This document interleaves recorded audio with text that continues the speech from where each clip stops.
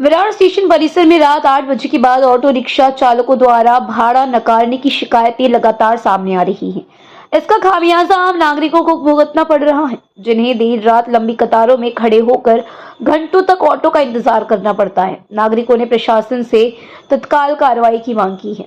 प्राप्त जानकारी के अनुसार साईनाथ, घासकोपरी, कोपरी, चंदनसार और गड़गापाड़ा जैसे इलाकों की ओर जाने के लिए रात 8 बजे के बाद कई ऑटो चालक सवारी लेने से इनकार कर रहे हैं। परिणाम स्वरूप विरार पूर्व स्थित विरार रेलवे स्टेशन के बाहर हर रात यात्रियों की भीड़ जमा हो जाती है और लोग लंबे समय तक प्रतीक्षा करने को मजबूर रहते हैं। ऑटो चालकों का कहना है कि विरार पूर्व की सड़कों पर जगह जगह गड्ढे होने से फेरे लगाने में समय अधिक लगता है। इसके अलावा नियमों में बदलाव और ट्रैफिक की समस्याओं के कारण उन्हें नुकसान होता है। इसी वजह से वे रात में भाड़ा नकारते हैं। इस स्थिति से त्रस्त नागरिकों ने बसे विरार म्युनिसिपल कॉर्पोरेशन से मांग की है कि परिवहन सेवा की बसें देर रात तक चलाई जाए ताकि यात्रियों को राहत मिल सके। आइए जानते हैं कुछ नागरिकों ने इस पर क्या कहा। वहीं ऑटो रिक्शा चालक ने भी क्या बयान दिया है, आइए सुनते हैं।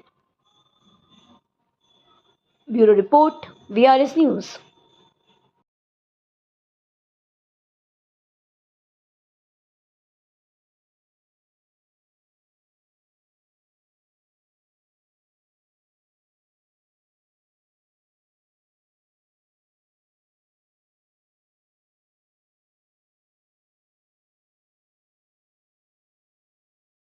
विरार परिसरामध्ये रिक्षावाले नागरिकांना व्यवस्थित प्रवास देत नाही आहे।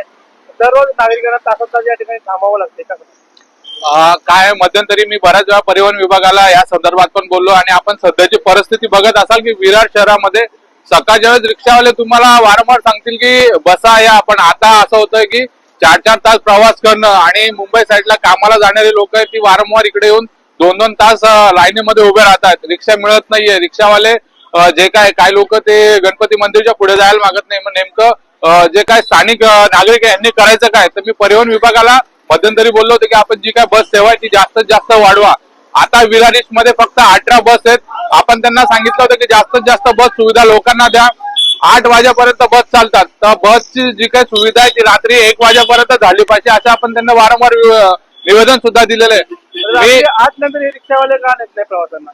8 नंतर जसं की आता आपण बघितलं असेल की जो आता कायदा आलाय तिथे 3 सीट फक्त त्यांना हे केल्या जात आहे आणि आपण त्या माध्यमातून त्यांना सांगितलं पण होतं की आपण आता सध्याची परिस्थिती खराब असल्यामुळे लोकांना घ्या तुम्ही 4-5, पण होतं काय रिक्षावाले पण मान्य करत नाहीये।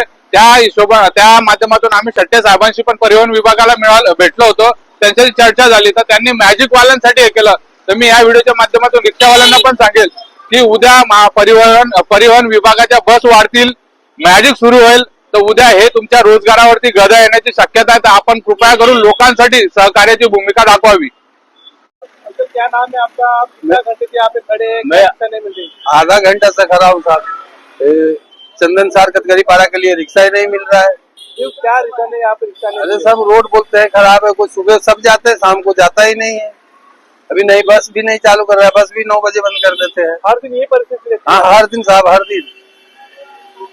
असं आहे की आज रिक्षावाले जे पॅसेंजरचा मुद्दा आहे की पॅसेंजरला रिक्षा भेटत नाही, त्याचं कारण त्याला रिक्षा कमी आहे किंवा रस्ते खराब आहे आणि चंदनसार कतकरीपाडा या साईडला जाणाऱ्या गाड्या लवकर येत नाही कारण रस्ते खराब असतात म्हणून।